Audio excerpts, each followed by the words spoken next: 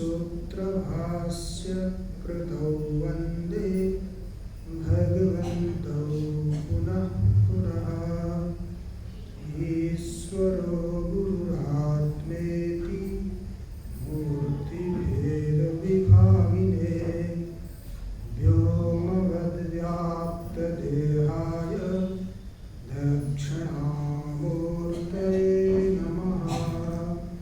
ॐ शान्ति शान्ति शान्तिः।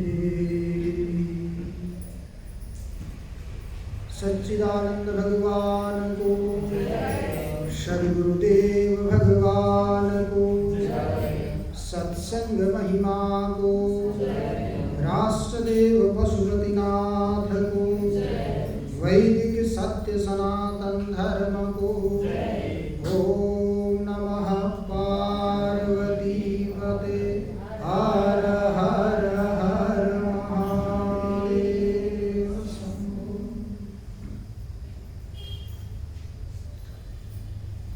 हामीहरू आद्य जगद्गुरु भगवान शंकराचार्य द्वारा विरचित आत्मज्ञानोपदेश विधि यो प्रकरण ग्रन्थलाई लिएर विचार गर्दैछौँ। विचारको क्रममा हामीहरूले चर्चा गर्दैछौँ कि आत्मा के हो, कसलाई आत्मा भन्ने। अब यहाँ विभिन्न दार्शनिकहरूका अलग अलग विचारहरू छन्, अलग अलग धारणाहरू छन्। सामान्य रूपमा विचार गर्ने हो भने वेदान्तको सिद्धान्तमा त आत्मालाई सत स्वरूप, चित स्वरूप अनि आनन्द स्वरूप भनेर प्रतिपादन गरिएको छ, जसलाई सत घन, चित घन अनि आनन्द घन भनिन्छ। घन भनेर यो बोध हुन्छ कि त्यसमा कुनै खाली ठाउँ नै छैन। जसरी घन पुरै त्यो फलाम भरिएको हुन्छ खन घनमा, त्यस्तै प्रकारले यो आत्मामा पनि सत भरिएको छ, अर्थात् सन्मय हो। सतको अर्थ त्रैकालाबाध्यत्वम सत्यत्वम, अर्थात् जसको तीनै कालमा बाध हुँदैन, अर्थात् छैन होइन भन्न सकिँदैन। पहिला पनि थियो, अहिले पनि छ, पछि पनि रहन्छ। त्यही भएर उपनिषदमा दृष्टान्त दिइन्छ। आत्माको दृष्टान्त दिने बेलामा नजिकै गएर आकाशवत् सर्वगतश्च नित्यम, आकाश झैं सर्वगत छ। जसरी जति छिटो दौडिने साधनलाई हामीहरूले प्रयोग गरेर भागे तापनि, दौडे तापनि जहाँ पुग्यो वहाँ आकाश देखिन्छ, आकाशको उपस्थिति छ। आकाश भनेको के हो विचार गर्ने? आकाश त अवकाश हो। अवकाश अर्थात् खाली ठाउँ। खाली ठाउँ नहुने भने त हामी कसरी पुग्ने? खाली नभइकन त पुग्नै सकिँदैन। तर आकाश जसरी सर्वत्र व्याप्त छ, जहाँ गयो त्यही उसको उपलब्धि हुन्छ, त्यस्तै प्रकारले यो आत्मतत्व पनि के छ? सर्वत्र छ। पहिला पनि थियो, अहिले पनि छ, पछि पनि रहन्छ। सर्वत्र छ भन्दाखेरि यो शंका हुन सक्छ कि कसमा छ, कहाँ छ? सर्वत्र छ, सबै ठाउँमा बसेको होला भन्ने हुन सक्छ। जसै हामीहरू आसनमा बसेका छौँ, भवनमा बसेका छौँ, त्यस्तै प्रकारले आत्मा पनि कहीँ बस्छ होला भन्ने सोच हुन सक्छ। त्यो कसैमा बस्दैन। त्यही भएर उपनिषदमा बताइएको छ, स्वे महिम्नि प्रतिष्ठितः पादस्या सर्वभूतानि त्रिपादस्यामृतं दिवि। चार पादमा विभाजन गरिएको छ उसलाई, आत्मतत्वलाई। त्यो चार पाद मध्येमा एक पादमा अथवा एक हिस्सामा यो के छ? सारा संसार विश्व ब्रह्माण्ड छ। त्योदेखि अतिरिक्त तीन भाग र तीन हिस्सा उसको के छ? खाली छ। कहीँ देखिएको लेखेको हुन्छ नि, सटर भाडामा हिँड्नको लागि के छ? खाली छ। अथवा कोही पनि चाहनुहुन्छ भने आउनुहोस् भनेर चिपकाएर राखेको हुन्छ, लेखेर भवन नै लेखेको हुन्छ, जग्गामा लेखेको हुन्छ। त्यस्तै प्रकारले त्यो आत्मामा ब्रह्म तत्त्वमा पनि के छ भन्नुहोस्, 3 भाग, तेस्रो भाग जो 3 हिस्सा हो, 4 हिस्साको जो 3 भाग हो, त्यो के छ, खाली छ। त्यो खाली भएको हुनाले उसलाई बस्नको लागि अन्य कुनै वस्तुको, अन्य कुनै सहाराको आवश्यकता छैन। ऊ आफ्नो महिमामा नै प्रतिष्ठित छ, स्वयं महिमनी प्रतिष्ठित सद्घन छ। त्यस्तै गरी चित घन, चित भनेको ज्ञान, एउटा चिन्मय अनि अर्को मृण्मय। मृण्मय भनेको, मृड भनेको माटो पनि हो, मृण्मय। मृण्मय भनेको मरणशील, एउटा मरणशील हो अनि अर्को के हो, अमरणशील हो, चित्त स्वरूप हो, चित घन। तर सत चित्तमा चिन्मय अर्थात् चित घन, अर्थात् ज्ञान। और ज्ञानको हामीलाई जहाँ पनि अनुभूति भएको छ, कसैको पनि ज्ञान, घटको ज्ञान, पटको ज्ञान, पुस्तकको ज्ञान, मठको ज्ञान, यी घट पट मठ पुस्तक यी परिवर्तन हुन्छन्, तर ज्ञान कहिले पनि परिवर्तन हुँदैन। सबैमा के छ, अनुस्यूत छ। जसरी मालामा धागो अनुस्यूत छ, त्यस्तै प्रकारले यो आत्मतत्त्व सर्वत्र अनुस्यूत छ, चित रूपले, ज्ञान। अनि अर्को बताइयो आनन्द, सत्य, चित अनि आनन्द। आनन्द घन अर्थात् आनन्दमय। त्यो आनन्द पनि कसको हो, त्यो आत्माको। त्यही भएर हामी पनि को हौँ, आत्माका स्वरूप भएको हुनाले, आत्माको अंश भएको हुनाले हामी पनि आनन्दमय हौँ। तर हामीले त्यो आत्माको अंश हौँ, आनन्दमय हौँ भन्ने भुलेर म देवदत्त हूँ, म यज्ञदत्त हूँ, म ब्रह्मदत्त हूँ, म अमुकको पिता हूँ, म अमुककी माता हूँ, बहिनी हूँ, दिदी हूँ भनेर के गरिदियौँ, अनात्माको धर्मलाई हामीमा आरोप गरेर अनि कर्ता भोक्ता बनेर सुखी दुखी गरिरहेको छ। र वास्तवमा दुखी त होइन, विचार गर्ने हो भने दुःख के हो भने, त्यही भएर पञ्चदशीमा हजुरहरूले पढ्नुभयो, 2 प्रकारको सृष्टि बताइएको छ, ईश्वर सृष्टि अनि जीव सृष्टि। ईश्वरले गरेको सृष्टिमा कहीँ पनि केही पनि दोष छैन, उसले हामीलाई दुःख दिँदैन। जीव सृष्टिले के गर्छ, दुःख दिन्छ। उसले त मानिस स्त्री बनायो, पुरुष बनायो, छोडिदियो। हामीले के बनायौँ, पिता पनि बनायौँ, मामा पनि बनायौँ, भाइ पनि बनायौँ, दाइ पनि बनायौँ, आमा बनायौँ, माइजू बनायौँ, फुपू बनायौँ, भाउजू बनायौँ, दिदी बहिनी बनायौँ। अनि त्यसपछि के गर्छौँ, दुखी हुन्छ। त्यो के हो, जीव सृष्टि। यति विचार गर्नुपर्ने आवश्यकता हो। यदि हामीले ईश्वर सृष्टिको विचार गरेर त्यसैमा रमाउन थाल्ने हो भने हामी दुखी भयौँ। हामीले त्यो आकाशलाई पनि के गरिदियो, सीमित गरिदिएर अनि त्यसपछि यो सीमामा परिधिमा भएको मेरो,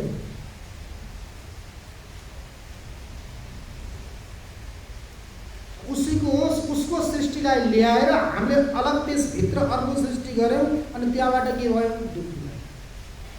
तर त्यो हामीले जीव सृष्टि हामीले नगर्ने हो भने, यदि छोडिदिने हो भने हामी के हुन्छौँ, उसको सृष्टिमा हामी दुखी हुँदैनौँ, तर हामी पनि के हौँ, आनन्द स्वरूप। तर आनन्द स्वरूप हुँदाहुँदै पनि आनन्दको अनुभूति नभएको आफ्नै अज्ञानको कारणले गर्दा हो। अर्थात् सत चित अनि आनन्द यो के हो, आत्माको परमात्माको स्वरूप हो। तर अन्य दार्शनिकहरूले के भन्छन्, सत होइन सतवाला, चित होइन चितवाला, आनन्द होइन आनन्दवाला हो भन्छ। उसमा सत्यत्व छ, उसमा ज्ञान रहन्छ, उसमा आनन्द रहन्छ भनेर उनीहरूले भन्छन्। ज्ञानको जो अधिकरण हो त्यो आत्मा हो। ज्ञान गुण हो, आत्मा द्रव्य हो, गुणी हो। गुण र द्रव्यमा एउटा सम्बन्ध हुन्छ जसको नाम हो समवाय। त्यो समवाय सम्बन्धले आत्मामा ज्ञान रहन्छ। त्यो समवाय सम्बन्धेन ज्ञानाधिकरणत्व, आत्मनो लक्षणम भनेर प्रतिपादन गर्छ। जसमा समवाय सम्बन्धले ज्ञान रहन्छ त्यो के हो? आत्मा हो। त्यहाँ के भेद भयो? एउटा गुण अनि अर्को गुण। त्यसरी धनवालालाई के भनिन्छ? धनी। धनले जो युक्त हुन्छ त्यसलाई धनी भनिन्छ। त्यस्तै प्रकारले गुणले जो युक्त हुन्छ त्यसलाई के भनिन्छ? गुणी। तो ज्ञान गुण हो, आत्मा गुण हो भनेर दार्शनिकहरूले अलग विचार विभिन्न दार्शनिकहरूमा विचार गर्दै जाने हो भने आत्माको बारेमा प्रतिपादन उल्लेख गर्दैनन्। सांख्य दर्शनमा पनि जानुस्, सांख्यले भन्छ पुरुष। योग दर्शनमा जानुस्, योगले भन्छ ईश्वर। अब नैयायिकहरू कहाँ जानुस्, उनीहरूले भन्छन् कर्ता। ठिक छ, आत्मालाई प्रतिपादन गरे तापनि त्यसलाई के भन्छन्? जगत कर्तृत्व आत्मत्वको सिद्धि गर्छन्, परमात्माको सिद्धि गर्छन्। तर आत्मत्वेन रूपेण आत्माको सिद्धि गर्नेको हो एउटा वेदान्त दर्शन हो। अद्वैत वेदान्तमा यो प्रतिपादन गरिएको छ कि अन्य जति पनि पदार्थको हामीले ज्ञान गर्छौँ, बाहिरी पदार्थको ज्ञान गरेर हामी आफ्नो वास्तविक स्वरूपबाट टाढा टाढा टाढा जति जति बाहिरी पदार्थको ज्ञान हुन्छ, जसले हामीले व्यवहारमा के भनिन्छ? यो त धेरै जानेको छ, विद्वान छ भनिन्छ। यो पनि जानेको छ, ऊ पनि जानेको छ, हैन? कम्प्युटर पनि जानेको छ, यो पनि जानेको छ, ऊ पनि जानेको छ। जति जति बाहिरी विषयलाई जानेको छ त्यति त्यति आत्मस्वरूपबाट त के छ? टाढा छ। यदि आत्मस्वरूपको नजिकमा रहने हो, त्यसको साक्षात्कार गर्ने हो भने बाहिरी विषयबाट के हुनु पर्यो? टाढा हुनु पर्यो। मनको यहाँ प्रसङ्ग चल्दैछ, मन आत्मा हो कि भन्ने कुरो, मन त एउटै छ। अब एउटा मन या त आत्मामा लागोस् या त अनात्मामा लागोस्। त्यही भएर दुईवटा आनन्द भन्छन्, एउटा विषयानन्द अनि अर्को ब्रह्मानन्द। विषयानन्दमा रमण गर्यो भने ब्रह्मानन्दबाट रहित भयो, ब्रह्मानन्दबाटमा रमण गर्यो भने विषयानन्द यत्तिकै छुट्यो। तर विषयानन्द कस्तो छ? दुःख सम्मिश्रित सुख। त्यही भएर बताइएको छ, महर्षि वेदव्यासले भन्नुहुन्छ, जसरी त्यो लुतो आउँछ नि, लुतो, त्यो लुतोमा पनि सुके लुतो अरे। त्यो सुके लुतो कनाउँदाखेरि जतिको जो आनन्द आउँछ अनि कनाइसकेपछि के हुन्छ? त्यस्तो प्रकारको जो आनन्द त्यसमा आएको हो, त्यस्तै प्रकारको आनन्द विषयानन्द अरे। यन्मैथुनादि गृहमेदि सुखम वितुच्छम कंडू यनेन करयो रिव दुःख दुःखम। कंडू यनेन करयो रिव दुःख दुःखम। जसरी त्यसलाई कनाउँदाखेरि ठिक छ एकछिनको लागि आनन्दको अनुभूति भए तापनि जसरी त्यसले कालान्तरमा गएर दुःख दिन्छ, त्यस्तै प्रकारको यो के हो? विषयानन्द। अब त्यसमा रमण गर्यो भने यो वास्तविक यो शाश्वत सुख हो, त्यसबाट वञ्चित हुन्छ। र शाश्वत सुखमा रमण गर्यो भने त्यो सुखलाई उसले हेर्दै हेर्दै ऊ तुच्छ हो। कंडू यनेन करयो रिव तुच्छ तुच्छ, रिव दुःख दुःख, दुःखमय भएको हुनाले त्यो एउटा विषयानन्द अनि अर्को के? ब्रह्मानन्द। त्यो ब्रह्मानन्दमा रमण गर्नको लागि मनलाई के गर्नु पर्यो? सारा आध्यात्मिक जगतमा के हो? मनको खेल हो। सबैभन्दा ठुलो के हो? मनको नै खेल। अब यो मनलाई हामीहरूले नियन्त्रण गरेर राख्न सकियो भनेदेखि त्यो आफ्नो स्वरूपमा छ, स्थित छ, स्वस्थ पनि बन्न सकिन्छ। यदि आफ्नो स्थितिमा छैन भने चिन्मयलाई छोडेर अनि मृण्मयमा जान्छ। त्यो एउटा चिन्मय अनि अर्को के? मृण्मय। अन्य जति पनि पदार्थहरू छन् सबै के हो? मृण्मय हुन्। अनि त्यसपछि गएर यो आत्मतत्त्व जो छ यो कस्तो? चिन्मय हो। त्यही चिन्मय तत्त्वलाई साक्षात्कार गर्नको लागि यहाँ भगवान शङ्कराचार्यले आत्मज्ञानोपदेश विधि भन्ने सानो छोटो के बनाउनु भयो? एउटा प्रकरण ग्रन्थको रचना गर्नु। किनकि हाम्रो पनि त धेरै समय छैन, थोरै समय भएको हुनाले ठुलो ग्रन्थ सुरु गर्यो भने फेरि त्यत्तिकै रहन्छ। सानै सुरु गर्यो भने कमसेकम होला भन्ने आश हैन। त्यो होला भन्ने आशले के गरेका छौँ? यी सानो प्रकरण ग्रन्थलाई हामीले सुरु गरेका छौँ। तर यसमा के छ भने वेदान्त भनेको के भन्ने गर्छन् भने महात्माहरूले, अब विशेष गरी यहाँ हाम्रोमा त त्यति बनाउने चलन छैन। त्यो के बदामको हलुवा हो। बदाम हुन्छ नि, बदाम मधेसी बदाम भन्ने चलन चाहिँ के छ? बदाम हुन्छ नि हो, त्यो बदामलाई पहिला के गर्ने? भिजाउनु। अनि भिजाइसकेपछि त्यसको बोक्रा निकाल्नु। बोक्रा निकालिसकेपछि आजभोलि त्यो के आयो नि अर्कै मेसिन, त्यो बिजुलीमा पिस्ने त्यो मिक्सी, त्यो होइन, त्यसमा पिस्नुभयो भने के हुन्छ, एकातिर छोक्रा निक्लिन्छ, एकातिर पानी हुन्छ, त्यसमा आनन्द आउँदैन। लोरो र सिलौटो लिएर के गर्नुहोस्, आरामले त्यसलाई मजाले पिस्नुहोस् होइन, आरामले, किनकि माताजीहरूको शरीर पनि ठिक हुन्छ। त्यही हुँदाहुँदै रोगी भएको कारणै त्यही हो, उसले घुर्र पार्यो, उता घुर्र पार्यो, शारीरिक परिश्रम छैन, गयो ढिकी जाँदा त गइहाले, पहिल्यै गएका हुन्। त्यसपछि अरू पनि जान थाले, त्यो भएर के भइयो, रोगी भइयो। त्यो भएर के गर्ने, सिलौट र लोरोमा मजाले त्यसलाई पिस्ने, अनि पिसिसकेपछि देशी गाईको घिउ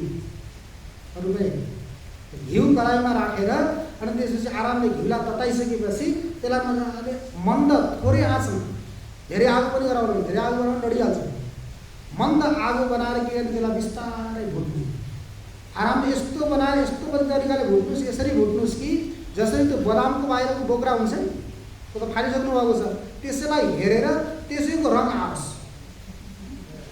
त्यो भित्र त्यो पिसेको जो बदाममा के होस्, बाहिरको जो बोक्राको जो रङ हो त्यही रङ यसमा आओस्, आरामले भुट्नुहोस्। त्यसलाई भुटिसकेपछि अनि अगाडि पछि अब के राख्नुपर्ने त्यो सबै राखेपछि त्यसलाई भन्छन् बदामको हलुवा है।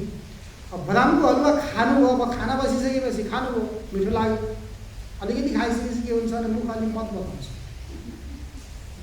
खाइसकेपछि केही घाँस खाइसकेपछि मतमताउँछ, त्यसको लागि के चाहिन्छ, फेरि हरियो खुर्सानी, अनि त्यसमा के मिसाउनुहुन्छ त्यो बनाएर चटनी होइन, अलिकति अमिलो हरियो खुर्सानी पिसेर के गर्नुहोस्, चटनी बनाउनुहोस्, अनि त्यो हलुवा खाइसके 2-4 घाँस खाइसकेपछि यति लिएर के गर्नुहोस्, है के को लागि, त्यो जिउरो लट्ठ परेकालाई तेजिलो बनाउनु।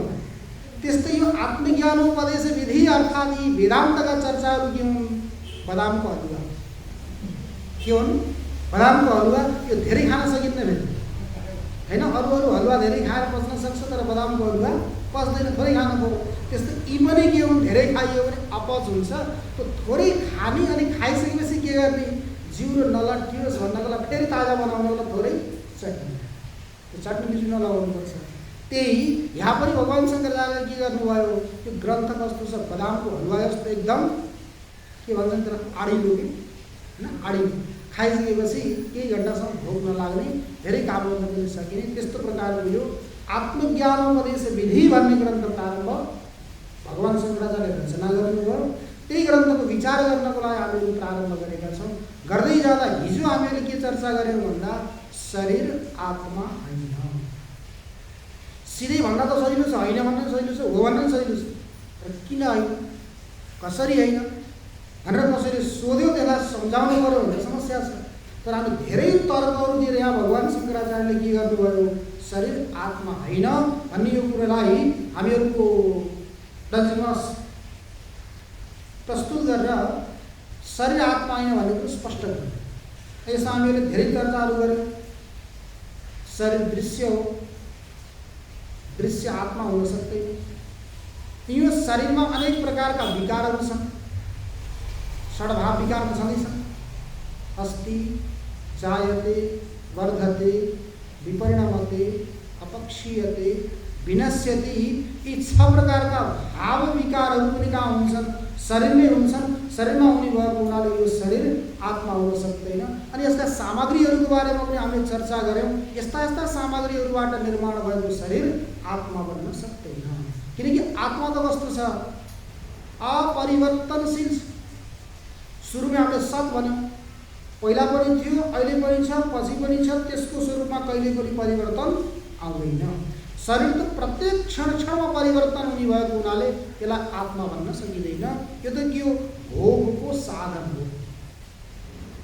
आफूले गरेका शुभाशुभ कर्महरूको फल भोग्नको लागि मिलेको यो के हो, साधन हो, घर, आयतन।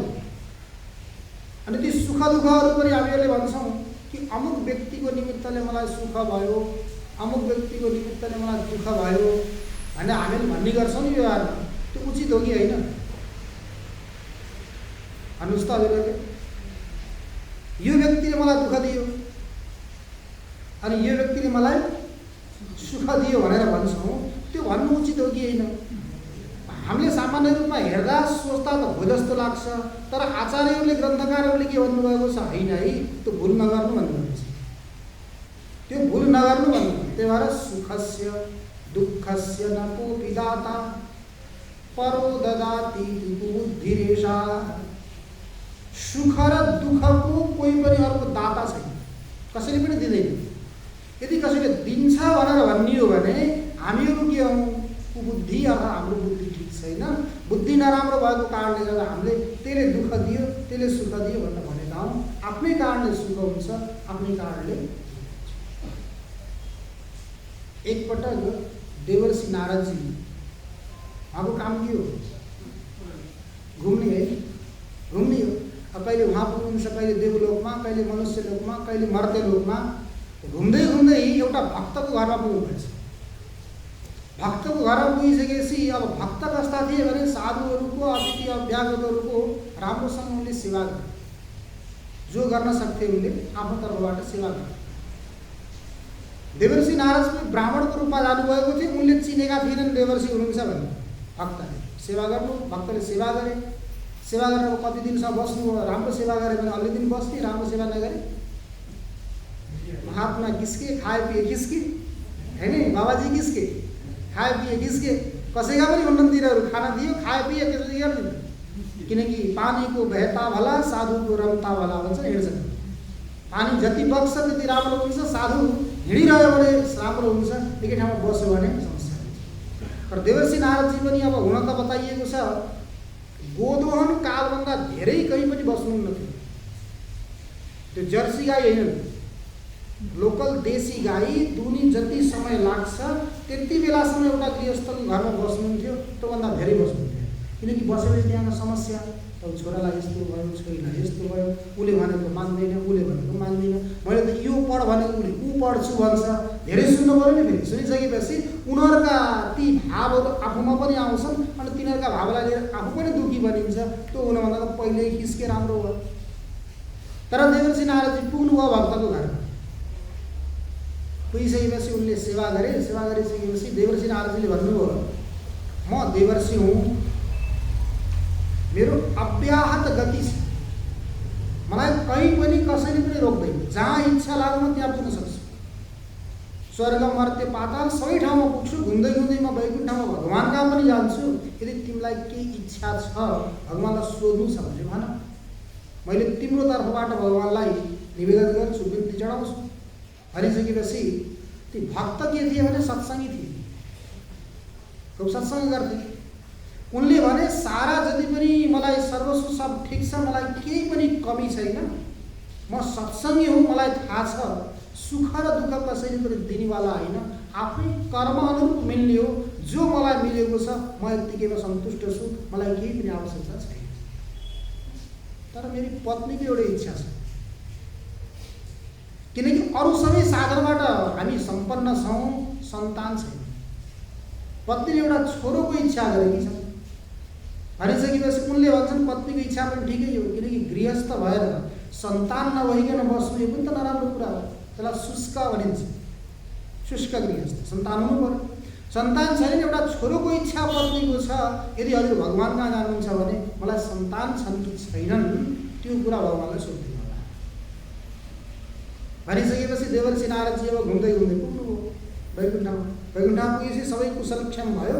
सबै सोधिसकेपछि अमुक ठाउँमा एउटा भक्त छ, त्यो भक्तले यस्तो इच्छा गरेको छ, भगवान के छ उसको प्रारब्धमा, उसको हालचाल के छ भनेर भन्दा भगवानले भन्नु त्यो मेरो काम हो, त्यो विधाताको काम हो। मैले भन्न सक्दिनँ, त्यसमा विधातालाई मैले यहीँ बोलाउँछु अनि विधाताले हेरेर भन्नुहुन्छ जो के छ भनेपछि। किनकि भगवानले पनि सोच्नुहुन्छ यदि विधाताको काम आफैले गरिदिने भने त समस्या हुन्छ नि। त्यही भएर जसको जिम्मा जुन काम दिएको छ त्यसमा कसैले गएर हस्तक्षेप गर्यो भने काम गर्ने व्यक्तिलाई आनन्द आउँछ कि आउँदैन भन्नुहोस् त। एउटा जिम्मेवारी दिएको उसले उत्साहपूर्वक काम गर्दैछ, त्यो मध्येमा फेरि अर्को व्यक्तिलाई नियुक्त गरिदिनुहोस् अथवा अर्को व्यक्ति आएर हस्तक्षेप गर्न थाल्यो भने ऊ बिस्तारै बिस्तारै खिस्किन्छ, अब मेरो यहाँ काम छैन भन्छ अनि खिच्छ। त्यस्तै भगवानलाई पनि लाग्यो विधाताको काम हो, मैले सुरु गरेँ भने फेरि विधातालाई यही पनि हुनसक्छ। बोलाउनु हो विधातालाई बोलाएर सोध्नुभयो अमुक भक्तको यस्तो इच्छा छ अरे के छ भनेर। विधाताले अब बही खाता सबै पल्टाउनु। सबै पल्टाएर हेर्दै गर्दा एक जन्म होइन, दुई जन्म होइन, तीन जन्म होइन, सप्त जन्मावधि पुत्रो नैवच नैवच। त्यसको त 7 जन्मसम्म पुत्र छैन। 1 जन्म होइन, 2 जन्म होइन, 7 जन्मसम्म छैन भनेर विधाताले भनिदिइसकेपछि अब देवर्षिले सुन्नुभयो। सुनेपछि फेरि कुनै क्रममा घुम्दै घुम्दै त्यो भक्तमा पुग्नुभयो। भक्तमा पुगिसकेपछि के भयो, मेरो बारेमा केही भगवानसँग अहिले सोध्नुभयो, केही निवेदन गर्नुभयो। भगवानले के भन्नुभयो त भन्दा भगवानले त केही भन्नु भएन, विधातालाई बोलाउनु भयो भगवानले। विधाताले यस्तो भन्यो, 1 जन्म 2 जन्म होइन, 7 जन्मसम्म पनि हजुरका छोरा छैन अरे भनिसकेपछि ठिक छ, उनलाई केही दुःख भयो। उनी त सत्सङ्गी थिए, भाइ मेरो प्रारब्ध यस्तै थियो, मेरै कर्मको कारणले गर्दा यो नभएको हो भने पनि ठिक छ, मलाई के आपत्ति छैन भनेर देवर्षि नारदलाई जो सम्मान सत्कार गर्नुपर्ने थियो गरेर पठाए। उनी आफ्नो व्यवहार गर्दै थिए। व्यवहार गर्दै गर्दा एक दिन कुनै सन्त परमहंस सन्त उनको भक्तको घरमा आइसकेपछि सन्तहरूको उनले सेवा त गर्थे, अति परमहंसको पनि उनले खुब सेवा गरे। सेवा गरिसकेपछि उहाँ जाँदै हुनुहुन्थ्यो। उहाँको सेवाबाट अत्यन्त प्रसन्न भएर उहाँले भन्नुभयो, भाइ तिमीलाई के चाहिन्छ के घरमा भनेर भन्दा ती भक्तले के भन्छन्, मलाई केही चाहिएको छैन, सबै छ।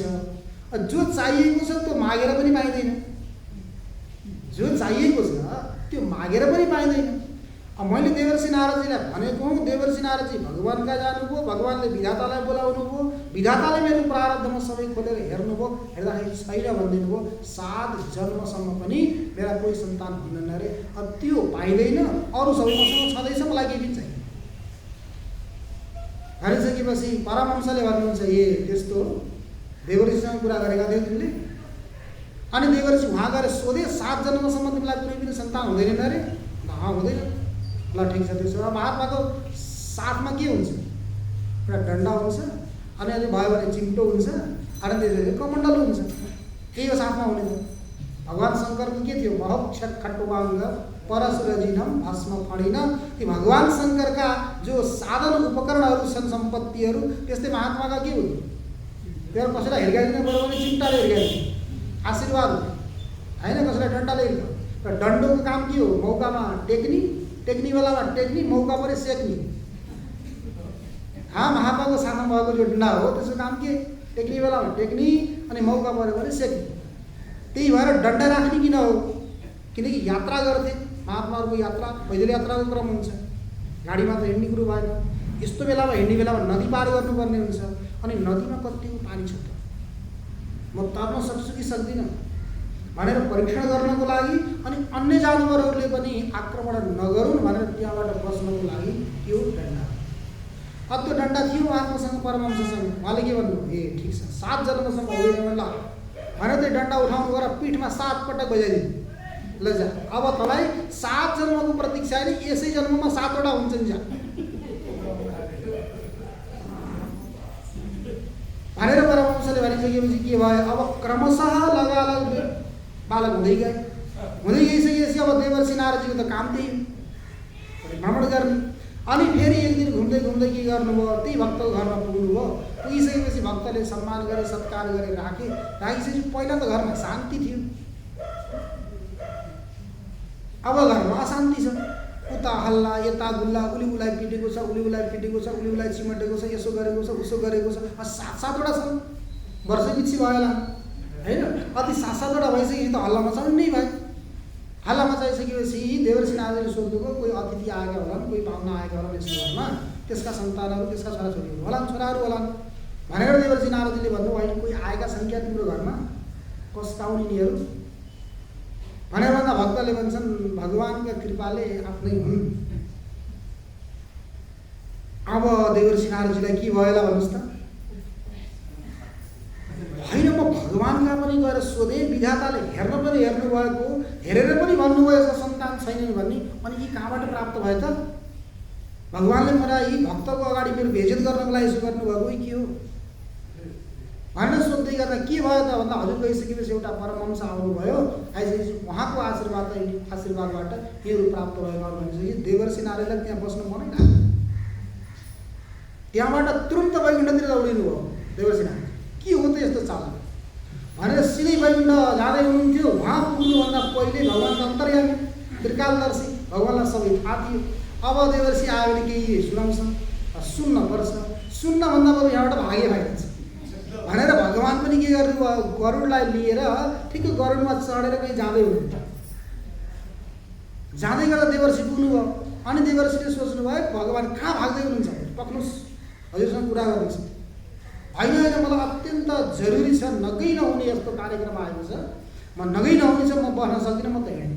होइन होइन, एकछिन पक्नुहोस्, एकछिन पक्नुहोस् भनेर देवर्षि नारदले सोध्दै गर्दा अनि भगवान्ले भन्नुभयो बस्न त म सक्दिनँ, यदि कुरै गर्नु छ भने आऊ, तिमी पनि यहीँ आऊ, गरुडमा बस, दुइटै जाउँ सँगसँगै, कुराकानी पनि हुन्छ, म पनि त्यो ठाउँमा पुग्न सक्छु, त्यताको काम पनि हुन्छ यताको काम पनि हुन्छ भनेर भगवान्ले के गर्नुभयो, भक्तलाई नारदजीलाई गरुडमा बसाउनु।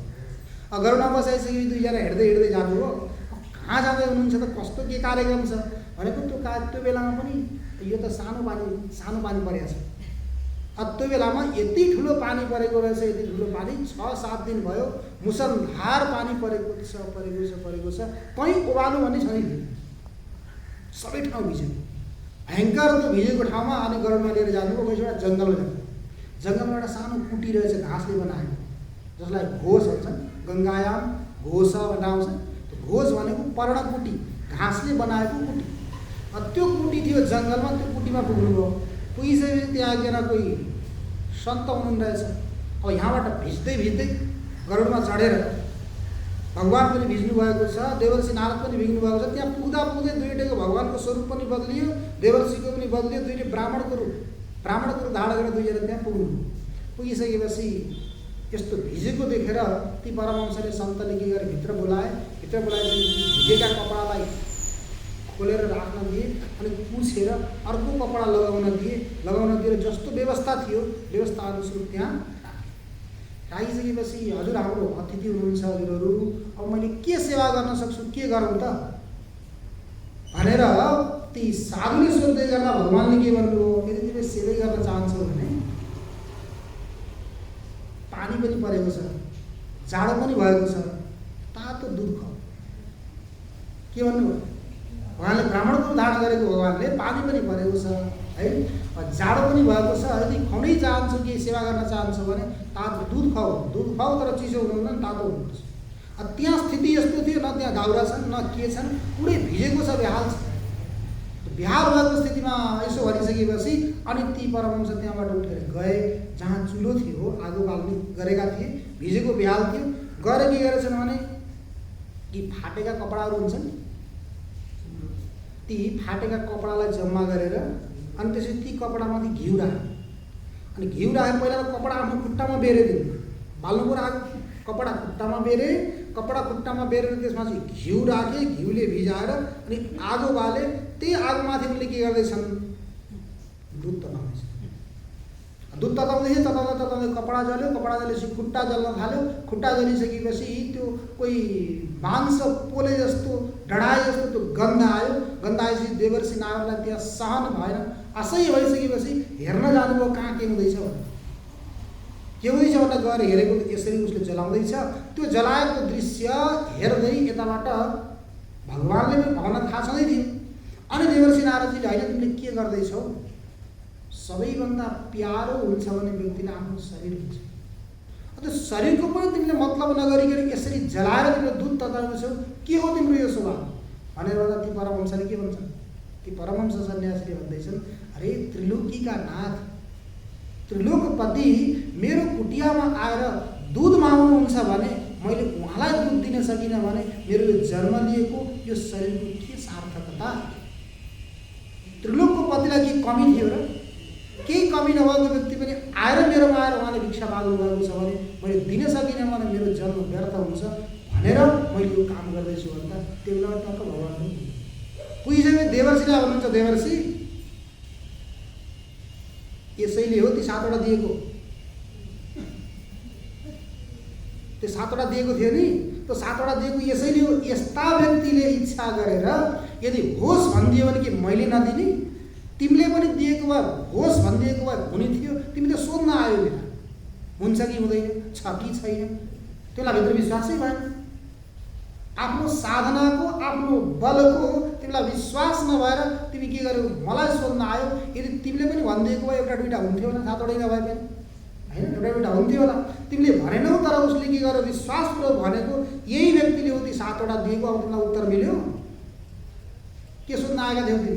त्यही सोध्न आएका थियौ, तिम्रो उत्तर पनि मिल्यो भनेर भगवान्ले के भनिदिनु भयो देवर्षि नारदजीलाई उत्तर दिनुभयो। भन्न खोजेको मतलब के त भने यस्ता परमहंस सन्यासी हेर्दा उनीहरूको साथमा केही पनि छैन। त्यही भएर उपनिषदमा बताइएको छ कसैले भूतिको काम गर्छ, ऐश्वर्यको काम गर्छ भने के गरोस्, त्यस्ता यतिको अर्चन गरोस्, पूजन गरोस्, सेवा गरोस्। अर्चयेत् भूतिकाम, भूतिको ऐश्वर्यको कामना गर्ने व्यक्तिले तिनीहरूको के गरोस् अर्चना।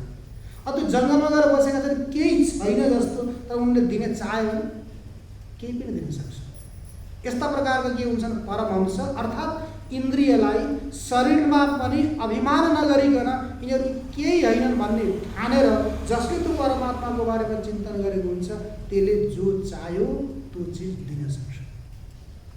हेर्दा ऊ दिला जस्तो छैन, स्वयं भिख मागेर खाने जस्तो छ, तै पनि उसले चाह्यो भने केही पनि दिन सक्छ। त्यो भएर जो भगवान्ले गर्न सक्नु भएन, भगवान्ले पनि दिनु भएन, विधातालाई बोलाउनु भयो। अब विधाताले पनि हेर्नुभयो छैन भनिदिनु भयो, तर ती परमहंसले के गरे? अर्थात् भन्न खोजेको कि यस्ता शरीर इन्द्रिय आदिबाट विरक्त भएर त्यो परमात्माको स्वरूपमा परिनिष्ठित भएका व्यक्तिले कहीँ पनि केही पनि गर्न सक्छन्। हजुरहरूलाई वाराणसीमा जानुभएको होला, हजुरहरू वाराणसीमा एउटा किनारा मठ छ। त्यो दुर्गा कुण्डतिर अथवा सङ्कट मोचनतिर जाने क्रममा एउटा रविन्द्रपुरी कालोनीमा किनारामा मठ छ। त्यहाँ किनाराम बाबा, ती बाबा हुनुहुन्थ्यो अघोरी। त्यो अघोरी बाबा पनि यस्तै सिद्ध हुनुहुन्थ्यो। तुलसीदासजीको समयमा, तुलसीदासजी जब हुनुहुन्थ्यो त्यो समयमा तुलसीदासजीको यो प्रसिद्धि छ कि सङ्कट मोचन हनुमानजीको मन्दिरमा तुलसीदासजी प्रत्येक दिन 12 बजे दर्शन गर्न जानुहुन्थ्यो। त्यहाँ गएको बेलामा हनुमानजीले साक्षात् दर्शन दिनुहुन्थ्यो तुलसीदासजीले। वाराणसीको दशाश्वमेध घाटमा एउटा कुनै सेठ बस्थे, धनाढ्य। अब उनीसँग कोही सन्तान थिए। सन्तान नभइसकेपछि त्यस्तै सत्सङ्ग गर्ने क्रममा घुम्दै घुम्दै घुम्दै घुम्दै तुलसीदासजी कहाँ जानुभयो। तुलसीदाससँग गएर धेरै बस्नुहुन्थ्यो। एक दिन चर्चा गर्नुभयो, मेरा कुनै पनि सन्तान छैनन्, हजुरले सन्तान दिए त म कृतार्थ हुने थिएँ भनेर तुलसीदासजीलाई ती सेठले भन्यो। भनिसकेपछि तुलसीदासजी त अब आफ्नो इष्ट कहाँ जानुहुन्थ्यो, आफूले त केही भन्नु भएन। ठिक छ, म भोलि सङ्कट मोचन गएँ भने मेरो इष्टलाई, भगवान्लाई, हनुमानजीलाई पनि सोध्छु भनेर गइसकेपछि हनुमानजीलाई गएर दोस्रो दिन तुलसीदासजीले सोध्नुभयो। सोधिसकेपछि हनुमानले के भन्नुभयो, त्यही यहाँको कहानी। हनुमानजीले पनि त्यही भन्नु, भाइ छैन त्यसको त प्रारम्भ छैन भनिदिइसकेपछि ती सेठ यही त्यो पनि यस्तै श्रावणको बेलामा, श्रावणको बेलामा के हुन्छ भने त्यो भागीरथी बढेर त्यो हरिश्चन्द्र घाटभन्दा पनि माथि माथि एकदम 50 माथि माथि आउँछ। अब त्यो उतातिर गएर 80तिर बस्नु तुलसीदास।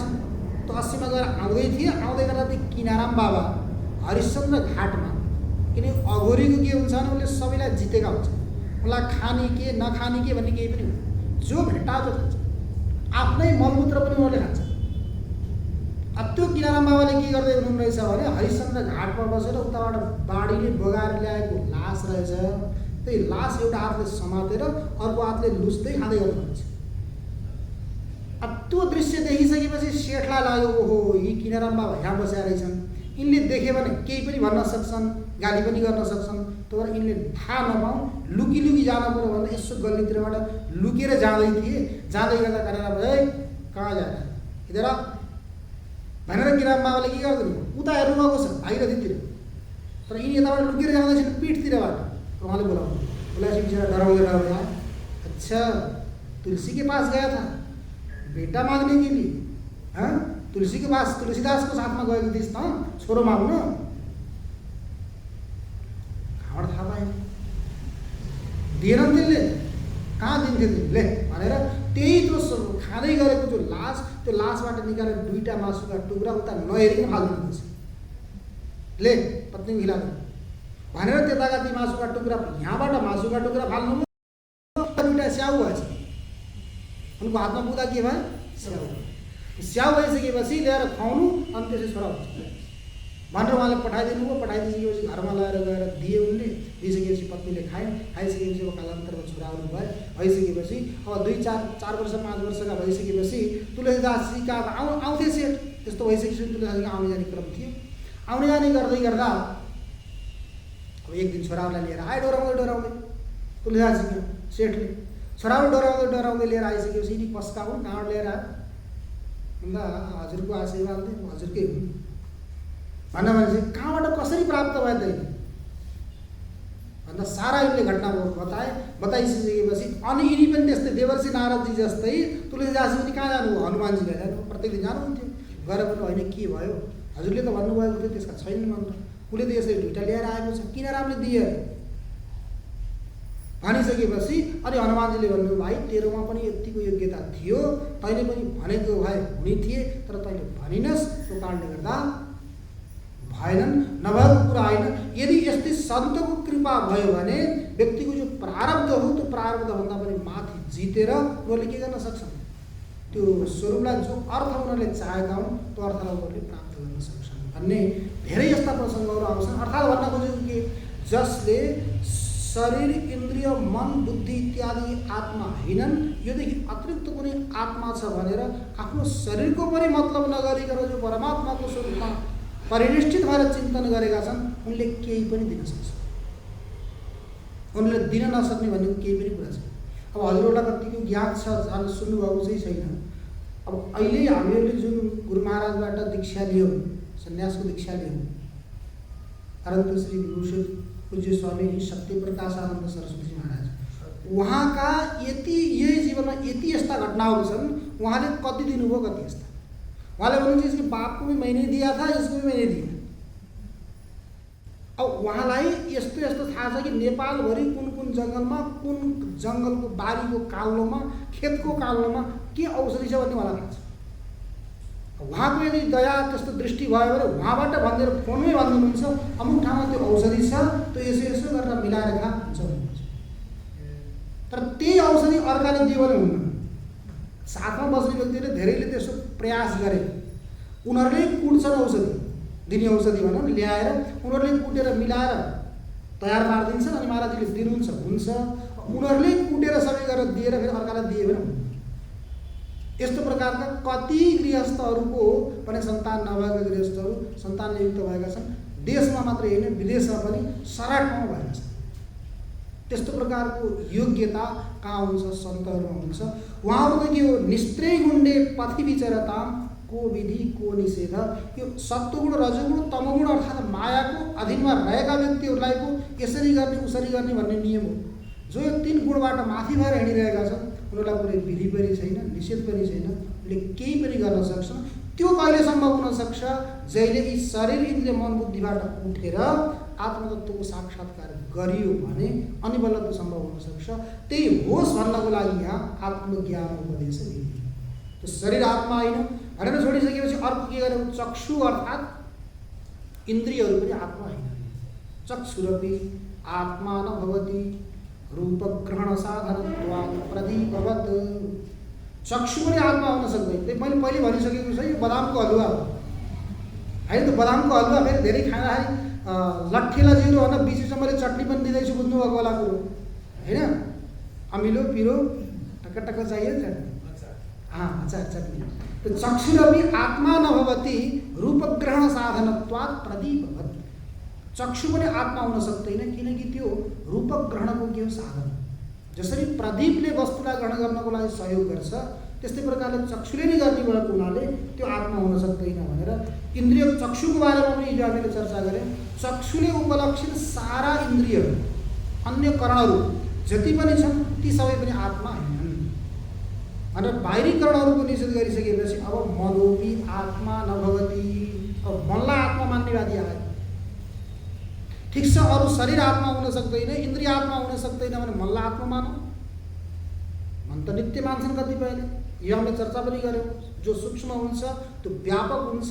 मन पनि सूक्ष्म छ। सूक्ष्म भएको हुनाले यसको शक्ति पनि अधिक छ अत्यन्त गतिशील छ। गतिशील भएको हुनाले आत्मावान भन्दा मनोपि आत्मा नभवति दृश्यत्वात् करणत्वात् प्रदीपवत्। मन पनि आत्मा हुन सक्दैन किनकि यो पनि के हो करण कर्ण भनेको के हुन्छ? कुनै कर्ताको अपेक्षा गर्छ। कर्ता नभइकन कर्णले कुनै पनि कार्य सम्पन्न गर्न सक्दैन। कार्य सम्पन्न गर्नलाई कर्ताको अपेक्षा हुने भएको हुनाले कर्ण त के हो? पराधीन हो। जो पराधीन छ, अर्काको आश्रयमा बाँचेको छ, त्यो कसरी आत्मा हुन सक्छ? त्यो आत्मा हुन सक्दैन। तर सारा संसारको खेल कसबाट भएको हो? आत्माबाट भएको। त्यही भएर सुसुप्तिकाले मनसि प्रलीने नैवास्ति किञ्चित् सकल प्रसिद्धि। सुसुप्तिकाले मनसि प्रलीने, जाग्रतमा पनि मन छ, स्वप्नमा पनि मन छ, त सुसुप्ति कालमा गएर मन के हुन्छ? लीन मात्रै होइन, भगवान शङ्कराचार्यले भन्नुभएको प्रलीने, विशेष प्रकारले लीन भयो। कहाँ गएर लीन भयो? कारणमा अथवा अज्ञानमा लीन भयो, कारणमा गएर लीन भयो। प्रलीने नैवास्ति किञ्चित् सकल प्रसिद्धि। यो सकल संसारमा प्रसिद्ध भएको देखिएको जो वस्तु हो त्यो समान केही पनि छैन। सुसुप्ति कालमा गएर मन प्रलीन भयो भने केही पनि वस्तु छैन। त्यहाँबाट के सिद्ध हुन्छ? अतो मन कल्पित एव पुंस संसारे तस्य न वस्तुतोस्ति। अतः मन कल्पित एव पुंस, पुरुषले जति पनि वस्तुहरूलाई देखेको छ, अनुभव गरेको छ, संग्रह गरेको छ, यी सबै के हो? मनद्वारा कल्पित। फेरि पनि के भयो? मनद्वारै कल्पित हुनु सबै। हामीले मनले कल्पना गर्यौँ यो मेरो। यहाँसम्म हुन्छ कि मानौँ हजुरसँग कुनै वस्तु छ, त्यो वस्तुको कोही आफ्नो व्यक्तिले प्रयोग गर्यो भने त्यसलाई सदुपयोग भएको मानिन्छ। त्यही वस्तु अर्को व्यक्तिले प्रयोग गर्यो भने अरे बेकार भयो, दुरुपयोग भयो, हुन्छ कि हुँदैन? कुनै वस्तु खाने वस्तु राखेको होस् हजुरको घरमा, त हजुरका छोराछोरीले खायो भने त्यो सदुपयोग भयो। अनि काम गर्ने घरमा राख्नु भएको छ, त्यो काम गर्नेका साथसाथ उसको छोरो आयो बिचरा, अनि उसले त्यो वस्तु खाइदियो भने के लाग्छ? मेरो छोरालाई भनेर राखेको उसले खाइदियो भन्ने हुन्छ कि हुँदैन? त्यो कसको खेल हो? मन। भाइ उसले पनि त अरू कुरो छोडिदिनुहोस्, त्यो खाएको चाहिँ धेरै बेर हजुरले नालीमा फाल्नु गयो भने पनि नालीमा पनि त किराले खान्छन्, बाहिर फाल्नु भयो भने त कुकुरले खान्छन्, कौवाले खान्छन्, त्यो पनि त सदुपयोगै भयो, त्यो पनि प्राणीले खायो। तर हामीले त्यसलाई के भन्छौँ? सदुपयोग भयो भन्छौँ कि दुरुपयोग भयो भन्छौँ? दुरुपयोग भयो भन्छौँ। यो सारा खेल कसको हो? ठिक छ, खानको लागि दिनको लागि पात्र हेर्नुपर्छ, त्यो ठिक हो। मैले बिहान पनि चर्चा गरेको थिएँ। हामीले कसैलाई भोजन खुवायौँ, भोजन खुवाइसकेपछि त्यो व्यक्ति गएर वेद पाठ गर्यो, भोजन गरेर गएर वेद पाठ गर्यो भने वेद पाठ गरेको पुण्य कसलाई मिल्यो? जसले भोजन खुवायो त्यसलाई। अनि हजुरले भोजन खुवाउनु हो, खाएर गएर त्यो व्यक्तिले के गरिदियो? एउटा व्यक्तिलाई मारिदियो। खाएर गएर के गर्यो? त्यो व्यक्तिलाई मार्यो। मारिसकेपछि त्यो मारेको पाप कसलाई मिल्यो? भाइ खाना नपाएर उठ्न सकेको थिएन, 10-15 दिन भयो खान नपायो, बसेको थियो, हजुरले खाना दिनुभयो, शक्ति आयो, शक्ति आएपछि के गरौँ भनेर गएर मारिदियो। खाना मारेपछि के भयो? त पाप कसलाई लाग्यो? हजुरले खाना नदिएको भएर गएर मार्ने थिएन। त्यही भएर हेर्नु के दिने बेलामा पनि व्यक्ति योग्य छ कि अयोग्य छ भनेर हेर्नु भन्न खोजेको थियो। त्यही भएर नदिने व्यक्तिलाई दियो भने के हुन्छ? यहाँ चर्चा गरेका थियौँ हामीले। अदत्तदानाच्च भवेत् दरिद्रो दरिद्र भावाच्च करोति पापं पाप प्रभावान् नरकं प्रयाति पुनर्दरिद्री पुनरेव पापी। अदत्तदानाच्च भवेत् दरिद्रो, नदिने व्यक्तिलाई यदि कसैले दान दिन्छ भने त्यो दिने व्यक्ति नै के हुन्छ? दरिद्र हुन्छ। दरिद्र भयो भने के गर्छ? दरिद्र भावाच्च करोति पापं। दरिद्र भयो केही पनि छैन। दरिद्र भन्न पनि भगवान शङ्कराचार्यले त कला दरिद्र भन्नुहुन्छ। हामी त भगवान शङ्कराचार्यले जो भन्नुहुन्छ त्यो अनुवाद गर्ने, अरू केही उपाय छैन। अहिले के भनिदिनु भयो? को वा दरिद्रो हि विशाल तृष्णा। विशाल तृष्णाले जो युक्त छ त्यो व्यक्ति दरिद्र नभएर छैन भन्ने व्यक्ति दरिद्र होइन। हुँदा हुँदै पनि जसले छैन भन्छ त्यो व्यक्ति दरिद्र। हजुरहरूले पुरुषोत्तम मासको कथा सुन्नुभयो होला? पुरुषोत्तम मासमा, पुरुषोत्तम पुराण, त्यसमा एउटा ब्राह्मणको कथा आउँछ। कदरे ब्राह्मण, कदरे ब्राह्मण बिचरा उसको सम्पत्ति नभएको होइन, खुब सम्पत्ति थियो, न उसले खायो न घरका लागि खुवायो। अरू त छोडिदिनुहोस्, घरको भित्तो खनी खनी त्यही थुपार्थ्यो। भएको धनलाई अनि आफूले प्रयोग गर्ने पनि होइन।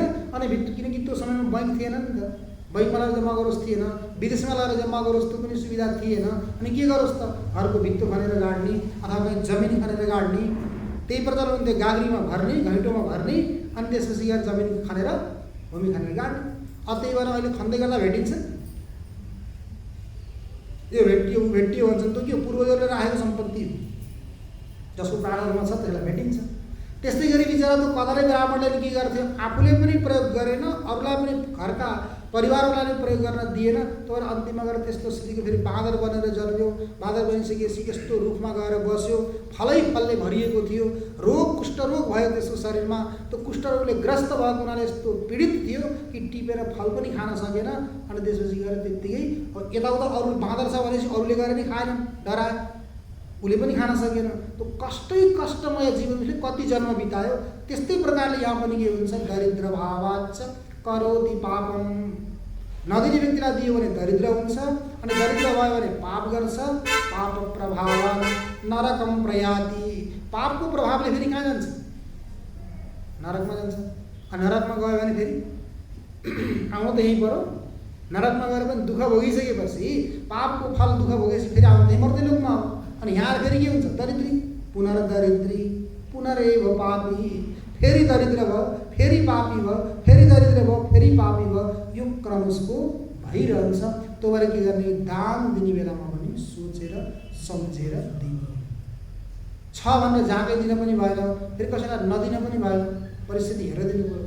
भोकले आत्तिएको छ, छटपटाएको छ भने त्यो बेला यो पात्र हो कि होइन भने नहेर्नुहोस्, न खाना दिनुहोस्, ठिक छ। रोगी छ भने उसको लागि औषध उपचार गरिदिनुहोस्, ठिक छ।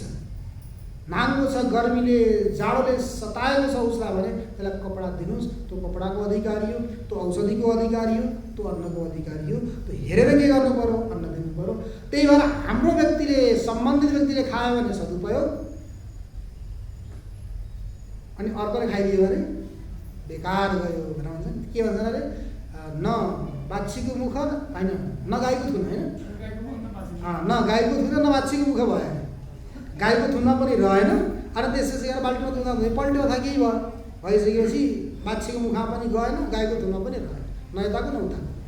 त्यस्तै प्रकारको हुन्छ। त्यही यहाँ पनि सारा खेल कसको, मनको। त्यो सुसुप्ति काले मनसी प्रलीने नैवास्ति किञ्चित् सकल प्रसिद्धे अतो मन कल्पित एव पुंस संसार एतस्य न वस्तुतोस्ति। त्यो संसारको वास्तविक कुनै पनि अस्तित्व छैन। यो सारा के हो, मनको खेल। भाइ जहिलेसम्म हाम्रो मन छ तबसम्म हाम्रो संसार छ। मन गयो भने, प्राण गइसकेपछि के यो संसार छ कि छैन उसको लागि भन्नुहोस् त। जबसम्म मन वृत्तिमा छ, मनले केही सोच्न सक्छ, गर्न सक्छ, तबसम्म छ। मनले गर्न छोड्यो भने, त्यही भएर सावधान हुनुहोस्। केही राम्रो काम गर्नु छ भने पनि मन छँदै गर्नुहोस्, होस हुँदै गर्नुहोस्। होस बेहोस भइसकेपछि त अर्काले छोराले गरिदिन्छन् गर्दिनन् के थाहा। ठिक छ, राम्रा निक्ल्यो भने गर्दैन। अब अहिले त मैले यस्तो सुन्दैछु, कसैका पिताजी बितेको अब 1 वर्ष हुँदैछ, अरू उनीहरू विदेशमा छन्। विदेशमा बसेपछि के भने उनीहरूले, माताजी पनि हुनुहुन्थ्यो, माताजीलाई पनि बिचमा केही भएछ, त्यही केही बाहना बनाएर, सामान्य बाहना बनाएर लिएर गएछ विदेशमा। माताजी पनि हुँ, छोराहरू पनि हुँ छन्। अब पिताजीको बर्खी हुने बेला भयो, वर्ष दिन भयो, उनीहरूले ब्राह्मणलाई फोन गरेर के भने, हामी त आउन सकेनौँ, पिताजीको बर्खीमा आउन सकेनौँ। अब जे जस्तो हुन्छ, जसरी गर्दा हुन्छ, हजुरले गरिदिनुहोस्। अब ती ब्राह्मण, अब भनौँ न मैले पढाएका हुन् विद्यार्थी, उनले मलाई फोन गरेर मैले के भन्थेँ भन्नुहोस् त। त्यो बेला मैले के भन्नु, हजुरले भन्नुहोस्। अब उनले मलाई फोन गरेर भनेपछि यसो छ, यसमा पैसा नभएको अथाह छ पैसा, यहाँ सम्पत्ति यति चाहिँ हिसाब गर्न थाल्यो भने हिसाब गर्न सक्दैन। यो छोडेर विदेशमा गएका छन्। अब तिनलाई अझै पनि सम्पत्तिले पुगेन, त्यही भएर त आउनु चाहेन, होइन। सम्पत्ति पुग्यो भने आउँथे, हामी आउन सकेनौँ। अब के गर्ने, कसो गर्ने। अब त्यसो गर्ने भने भाइ तिमीले एक्लै गरेर त केही हुनेवाला छैन। त्यो कोही न कोही त आउँ, एउटा छोरो आओस् अथवा आमा आउँ, कोही आएपछि काम हुन्छ, नआइकन हुँदैन। अब अहिले आउँदैन भने के गर्नु, मेरो विवेकले मैले के भने अब अहिले केही नगर, आयो भने त्यो महिनाको जुन पक्ष हो, जुन पक्षमा तिनी बितेका हुन् पक्ष अनि तिथि मिलाएर त्यही तिथिमा काम गरिदिनु। तर अहिले तिमीलाई केही पनि समस्या पर्दैन। अरू होइन मैले त्यसो गर्ने वरिपरि अरू पनि पण्डितहरू छन्, यी पण्डितहरूले यसो गरिदियो उसो गरिदियो भनेर मलाई भन्छन्। तिमीले के गर्छौ त भने सबैको मुख बन्द गर्न सक्दैन। तिमीले गर्दा होइन यजमानले नै यस्तो भएको कारणले गर्दा यस्तो भएको भनेर गर। अहिले तिनीहरू नआउँदा केही पनि नगर। उनीहरू आयो भने कमसेकम पक्ष र तिथि मिलाउनु, पक्ष र तिथि मिलाएर जहिले हुन्छ त्यो काम गरिदिनु। अब हेर्नुहोस् त त्यस्ता छोराछोरीले मातापितालाई केही गर्लान् भन्ने कुरो के विश्वास हुनसक्छ त? केही पनि हुनेवाला छैन। त्यही भएर के जहिलेसम्म हामीहरूको होस छ, होस सम्हालेका छौँ, केही गर्न चाहन्छौँ भने आफ्नै हातले अर्काले गरिदिन्छ गरिदिन्छ। यो पनि त अहिले भएको सम्पत्ति पनि बाटो छ, हामीलाई सबैलाई थाहा छ। जहिलेसम्म यो शरीर छ तबसम्म न, जहिलेसम्म यो शरीरमा आएका थिएनौँ तबसम्म यो सम्पत्तिसँग यी व्यक्तिहरूसँग हाम्रो कुनै सम्बन्ध थिएन। यो शरीरको सम्बन्ध हो। अब शरीर छुटेर गइसकेपछि पनि यो सम्पत्तिसँग केही सम्बन्ध छैन। तर जहिलेसम्म शरीर छ तबसम्मको हो। यही बेलामा के गर्ने? जो व्यक्ति बाठो छ, आफूलाई केही गर्न चाहन्छ भने जहिलेसम्म होस छ यही शरीर हुँदा आफैले गर्ने, अर्कालाई साँच्चै नराख्ने। त्यही भएर के गर्नु पर्यो? यी सब मनद्वारा कल्पित हुन्। के सोच्नु पर्यो भने संसार एतस्य न वस्तुतोस्ति, वस्तुतः वास्तविक यो संसार केही पनि छैन, केवल मनको कल्पना। जसरी दृष्टान्त दिएको छ, मेघलाई वायुले ल्याउँछ अनि त्यो मेघलाई वायुले नै लैजान्छ। मेघलाई बादललाई ल्याउने पनि कसले हो? वायुले हो। अनि त्यसपछि लयाउने पनि कसले हो? त्यस्तै प्रकारले हामीलाई बन्धनमा पार्ने पनि कसले हो? मनले हो। अनि बन्धनबाट मुक्त गराउने पनि कसले हो? मनले हो। तर सारा खेल कसको हो? मनको। यो बन्धनमा पनि पार्ने इत्यादि इत्यादि गर्नुभएको हुनाले यो मन पनि आत्मा बन्न सक्दैन। यो पनि के हो? नाटक गराउने एउटा मुख्य पात्र हो कि नाटकको एउटा रङ्गमञ्चको विशेष एउटा यो के हो? पात्र हो। त्यही भएर वायुना नीयते मेघ पुनस्ते नैव नीयते मनसा कल्प्यते बन्धो मनसैव प्रलीयते। त्यो मनद्वारा नै के हुन्छ? त्यो व्यक्तिको बन्धन पनि हुन्छ अनि मनद्वारा नै व्यक्ति मुक्त पनि हुन्छ। त्यही भएर उपनिषदमा आएको छ, मन एव मनुष्याणां कारणं बन्धमोक्षयो बन्धाय विषयासक्तं मुक्तेर निर्विषयं स्मृतम्। विषयासक्त भयो भने त्यो मन के हो? बन्धनको कारण हो। भगवान शङ्कराचार्य भन्नुहुन्छ बद्धो हि कोयो विषयानुरागी कावा विमुक्तिर विषये विरक्ति कोवास्ति घोरो नरकस्वदेह तृष्णाक्षय स्वर्गपदम किमस्ति। बद्धो हि कोयो विषयानुरागी, विषयमा जो अनुरक्त छ। यस्ता यस्ता दृष्टान्तहरू आउँछन्। यस्तै सिद्ध हंस परमहंस व्यक्ति पनि अन्तिममा गएर सानो विषयमा अड्केर फेरि जन्मेर आउनुहुन्छ। त्यति विषयमा अड्केर एकजना सन्तलाई कुनै भक्तले भनेछन्, जङ्गलमा बस्ने सन्त, अनि उनी भक्त सेवा गर्न जान्थे। सेवा गर्न जाने क्रममा उनले भने कि म आफ्नो गाउँ छोडेर हन्त जाँदैछु। अब अरूले सेवा गर्ला नगर्ला मलाई विश्वास छैन। शरीर हो, कहिले पनि जतिसुकै स्वस्थ हुन्छ भन्न सकिन्न। हजुरलाई के आवश्यक पर्न सक्छ। त्यो भएर उहाँले पैसा पनि छुनुहुन्थ्यो, केही व्यवहार गर्नुहुन्थ्यो। जो आयो खाने, नआए ठिक छ। कहिले आवश्यक हुनसक्छ, हजुरले छुनुहुन्न ठिक छ, मैले केही रुपियाँ के गर्छु यहाँ गाडेर राखिदिन्छु। त्यस्तो आवश्यक परिहाल्यो भने कुनै व्यक्तिलाई हजुरले सङ्केत गर्नु होला, त्यहाँ छ निकालेर यो काम गर भन्नु होला भनेर। ती भक्तले के गरे? राख्न चाहे, तर महात्माले भन्नुभयो होइन मलाई आवश्यकता छैन। तँलाई त्यत्रो अभिमान कि तँदेखि अतिरिक्त अरू कसैले सेवा गर्दैन भन्ने? अरू कोही पनि आउन सक्छ मेरो प्रारब्धले। जहिले जसरी अहिले तँलाई ल्यायो मेरो प्रारब्धले, त्यस्तै अरूलाई पनि ल्याउन सक्छ। छोड्दै त्यो आवश्यकता छैन भनेर भन्दा पनि उसले मानेन। नमानेर के गरिदियो? अलिकति पैसा दिएर गाडेर गइसकेपछि समय बित्दै गयो। समय बित्दै गएपछि महात्माको शरीर पनि वृद्ध भयो। वृद्ध भइसकेपछि अन्तिममा उहाँको वृत्ति त्यही गयो, अमुक व्यक्तिले मेरो लागि त्यो ठाउँमा केही राखेको छ भन्ने चिन्तन भयो। त अन्तिममा त्यस्तो खाले चिन्तन गर्दा गर्दै उहाँको शरीर शान्त भयो।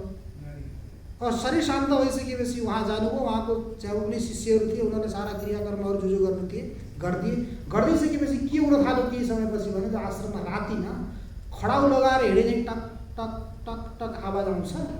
तर गर्न कसैलाई परेशान गर्दैन, तर आवाज टक टक टक टक गर्दै आएको छ। सुत्ने व्यक्तिलाई के हो जस्तो यस्तो समस्या भइसकेपछि के को निर्णय गर्न सकेनन्। निर्णय गर्न नसकेपछि ती भक्त जो सेवा गर्थे ती पनि पहुँचेका भक्त थिए। गुरुजीको साथमा रहँदा उनी पनि त्यो स्थितिमा पुगिसकेका थिए। उनी आइसकेपछि आश्रमका व्यक्तिहरूले भने यस्तो यस्तो भएको छ, के भयो हामीले बुझिएन भन्दा ल ठिक छ त्यसो भए आज परीक्षण गरौँला के हो। र उनी पनि सुतिसकेपछि त्यही आवाज आयो जस्तो साथै पहिला भनेका थिए त्यस्तै आवाज आइसकेपछि उनले जो मन्त्रहरू जानेका थिए त्यो मन्त्रहरूले जल अभिषिक्त गरेर उनले भने हजुर को हुनुहुन्छ, के चाहियो हजुरलाई, के समस्या पर्यो भन्नुहोस्, हामीले के गर्न सक्छौँ भन्दा उहाँले भन्नुभयो अमुक व्यक्तिले मेरो नाममा प्रयोग गरोस् भनेर त्यहाँ राखिदिएको छ केही धन, त्यो धनको उपयोग हुन पाएको छैन, त्यसलाई कहिले तिमीले सदुपयोग गरिदियौ भने मेरो गति राम्रो हुन्छ भनेर त्यो आवाज आइसकेपछि गएर खोलेर हेर्दा उही व्यक्ति जसले राखेको नि उसलाई थाहा थिएन कहीँ भयो होला भन्ने कुरो भयो। उसैले गएर खोलेर अनि त्यसपछि त्यो पैसा लगाएर गुरुकुलमा लगाइदियो। त्यो पैसा निकालेर गुरुकुलमा लगाइदिइसकेपछि अर्को दिनबाट त्यहाँ आवाज आउँछ। मतलब जहिलेसम्म त्यो प्रयोग हुँदैन तबसम्म उसले के छ मेरो लागि त्यहाँ राखेको छ, मेरो लागि त्यहाँ राखेको छ भनेर ती वृत्तिहरू आउँछन्। त्यस्ता परमहंसलाई केही नचाहेका व्यक्तिलाई त त्यस्तो हुन्छ भने हामीहरू त कुन खेतका मुला हो भन्नु त। अब हामीहरूले त्यति उसले राखे मेरो भन्ने पनि छैन, अर्काले कमाएर त्यहाँ राखिदिएको त्यो चिजलाई मनमा विचार गरेर त्यस्तो स्थिति भयो भने हामीहरू त के गरेर राखेका छौँ। त्यसको बारेमा यदि बसेर चिन्तन गर्न थाल्ने भने त फेरि हामी त्यहीँ गएर के आउनुपर्छ, कहिले साँप बन्न आउनु पर्यो। सम्पत्ति राखेको मान्छे साँप बनेर फेरि सुरक्षा गर्न आउनुपर्छ नि त्यति राखेको छ। तर जहाँ सम्पत्ति हुन्छ नि भूमिमा सर्प घुमिरहेका छन् त्यहाँ यताउता खोज्नु र त्यहाँ केही भेटिन्छ, त्यही सुरक्षा गर्न आएर बसेका हुन्छन्। त्यस्तै प्रकारले हामीले पनि जहाँ राखेका छौँ त्यहाँ आएर के हुनुपर्छ बस्नुपर्ने हुन्छ। त्यो भएर के गर्ने वृत्तिलाई सुधार्नको लागि अहिले जहिले आवरको होस् छ त्यही समयमा गएर के गर्नु पर्यो। यो सारा मनको खेल हो। जति भए पनि त्यही भएर भन्न त कठोपनिषदमा आउँछ नि नवित्तेन तर्पणीयो मनुष्य। वित्तद्वारा व्यक्ति कहिले पनि तृप्त हुँदैन। एक भएकाले 10 चाहन्छ, 10 भएकाले 100, 100 भएकाले 1000, 1000 भएकाले 10,000 एवं 10 क्रमले बढाउँदै जानुहोस्। एकम 10 शतं चैव सहस्रामयुतं तथा लक्ष्यं च निहुतं चैव कोटिरर्बुदमेव च वृन्दं खरवो निखरवश्च शंख पद्मश्च सागर अन्त्यं मध्यम परार्धं च 10 वृद्ध्या यथाक्रमम्। 10 लाई वृद्धि गर्दै गर्दै एकबाट लिएर परार्धसम्म हजुर पुग्नुहोस्, गणनै गर्न नसक्नेमा पुग्नुहोस्, त्यो पनि अझ भन्ने हुन्छ कहिले पनि तृप्ति। तर के गर्ने मनलाई मनाइयो भने त्यहाँबाट हामीहरूले बल्ल त्यो बाट पार हुन सकिन्छ। तर यस्तो जति भए पनि तृप्ति रहने अझै पाए हुन्थ्यो अझै पाए हुन्थ्यो भनेर सोच्ने यो मन आत्मा बन्न सक्दैन। मनलाई त के भनेको छ भने बाघ अरे बाघ, विषयरूपी जङ्गलमा घुम्ने यो के हो महाव्याघ्र महाबाघ। भयङ्कर बाघले के गर्छ दुःख दिन्छ, तर यो बाघ कहिले पनि आत्मा बन्न सक्दैन। अब अरू पनि विचार मनको बारेमा जति गरे पनि हुन्छ, मनको बारेमा यो मनकै खेल हो सारा संसार। यही मनलाई लिएर हामीले जति पनि विचार गर्न सकिन्छ विचार गरौँ। यसैलाई विचार गर्दा गर्दा यसलाई के गरिदिने एकदम परास्त गरिदिने कि थकाइदिने। थकाएपछि अनि बाहिर हिँड्दैन, नहिँडेपछि के हो चरो उडिरहन्छ, उड्दा उड्दा उड्दा उड्दा त्यसका पङ्खाले काम गर्न छोड्यो भने अनि जहाँबाट उडेको हो त्यही भाषा बस्न खोज्छ। त्यस्तै यो मन पनि पहिले जाओस् घुमोस्, घुम्न दिनुहोस्, यसलाई कब घुम्छ। पङ्खाले काम गर्ने छोडे थाको लोत भयो भने फेरि फर्केर कहाँ आउँछ आफ्नै स्वरूपमा आउँछ। त्यही भएर हामी पनि अहिले घुम्दैछ, घुमौँ। थाक्यो भने के गर्छ फेरि आफ्नो स्वरूपमा आउँछ। त्यो आफ्नो स्वरूपमा आएर हामीहरू स्वस्थ बनाऊँ, यही भगवान्सँग प्रार्थना गर्दै आजको स्वाध्याय यही समापन गरौँ। हरि ओम पूर्णमदः पूर्णमिदं पूर्णात् पूर्णमुदच्यते पूर्णस्य पूर्णमादाय पूर्णमेवावशिष्यते। ओम शांति शांति शांति। सच्चिदानंद भगवान को, सद्गुरुदेव भगवान को, सत्संग महिमा को, राष्ट्रदेव पशुपतिनाथ को, वैदिक सत्य सनातन धर्म